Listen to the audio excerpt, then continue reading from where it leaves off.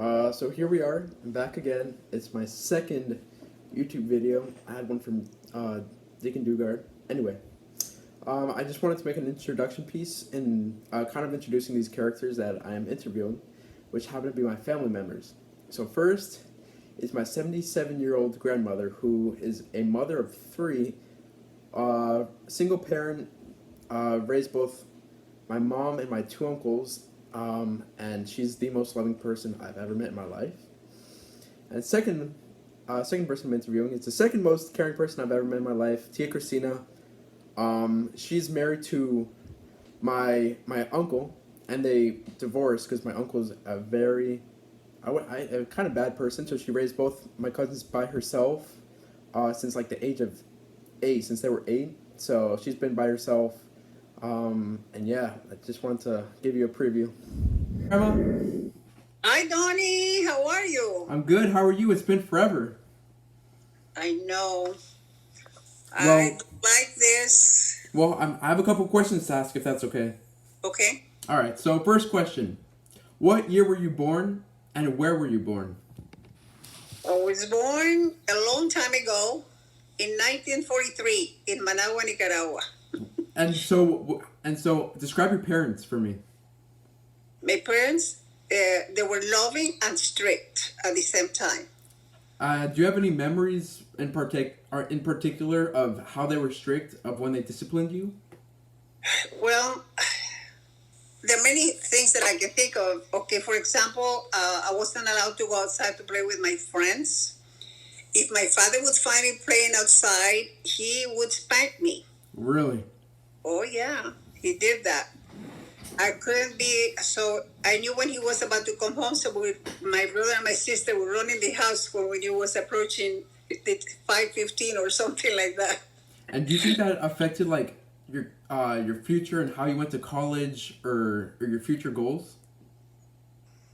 I think that it had I think it influenced me in the way that I raised your mom and your uncles. Because since they were very strict with me, I think I was the opposite. I tried to be a lot more flexible. I never went to have sleepovers. I never went anywhere by myself.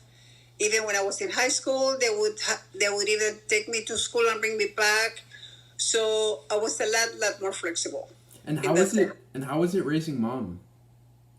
My mother was she was very sweet. She knew that my dad was more strict with her, so she's the one that was always doing stuff for us to, since my dad was very strict, she would be the opposite. Yeah.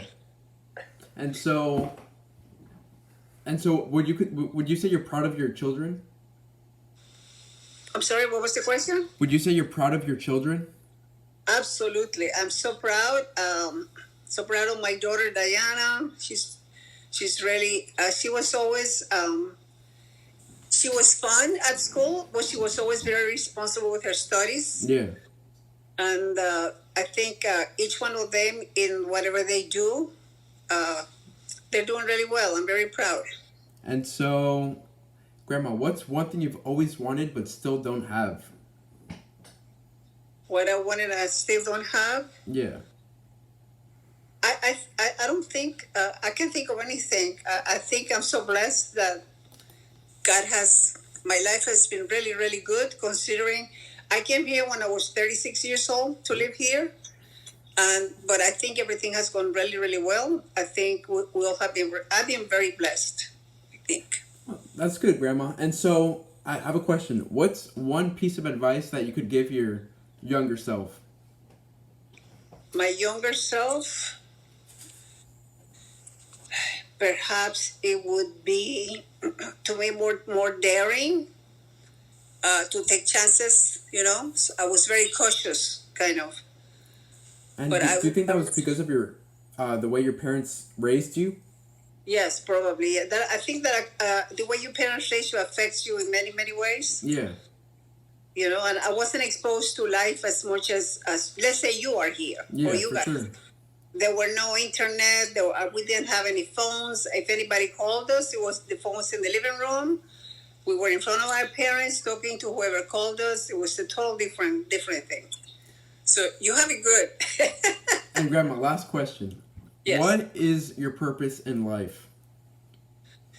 I would say at this point in my life, it is to be at peace with others, um, help others.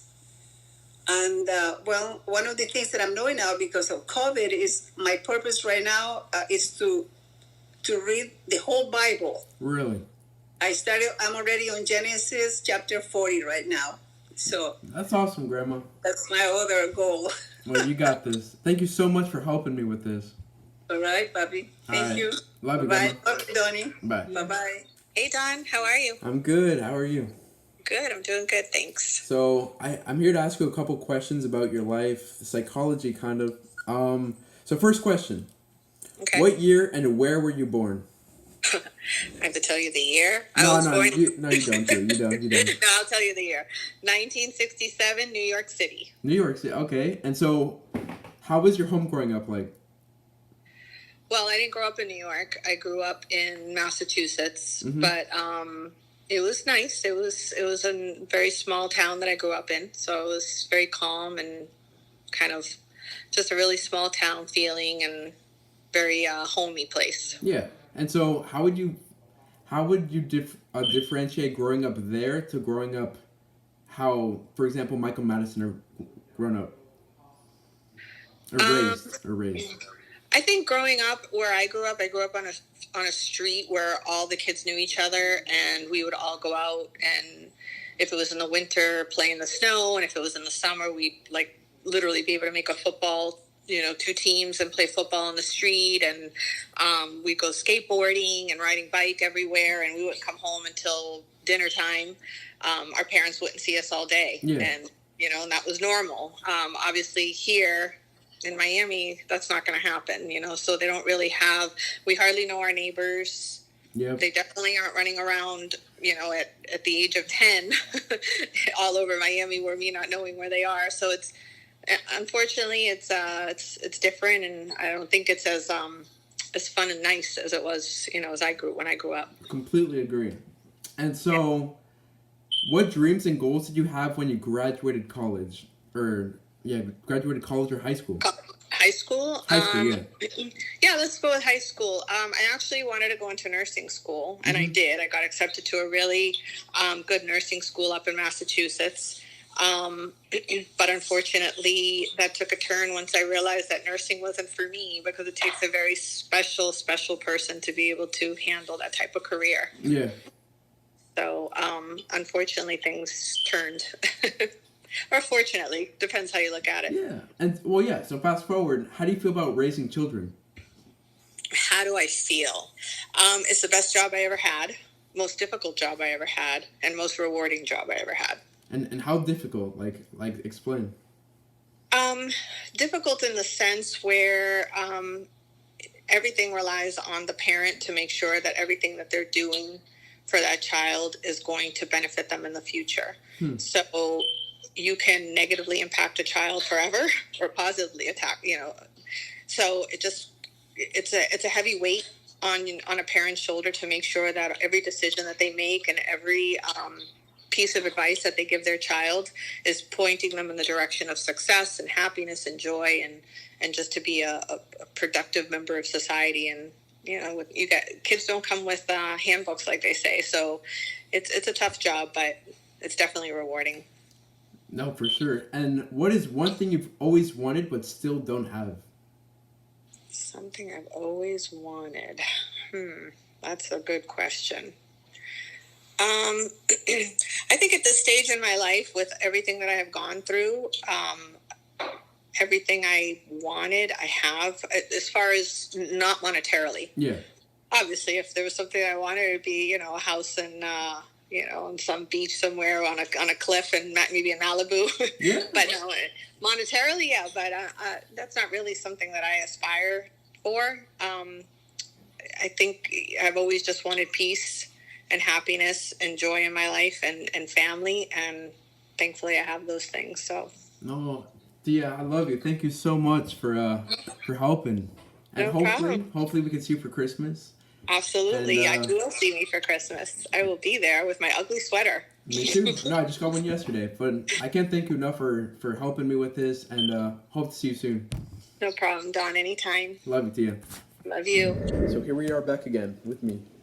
Okay, here. Okay. Anyway, so the question I was surprised about when interviewing my family members, both my grandma and my aunt, was how they kind of both had a response to what their legacy and purpose in life is going to be. For my grandma, it was God, and for my aunt, it was her children, her family, and as well as to my grandma. But that's what I'm surprised about. For me as a teenager, and I feel for a lot of my classmates, we don't really know what our purpose or destiny is per se, and that's what a lot of us struggle with. That's why we go through like social crises as a young teenager, where we dye our hair, play certain sports to kind of give ourselves a name, and so I feel like that's a really big thing that I was surprised about.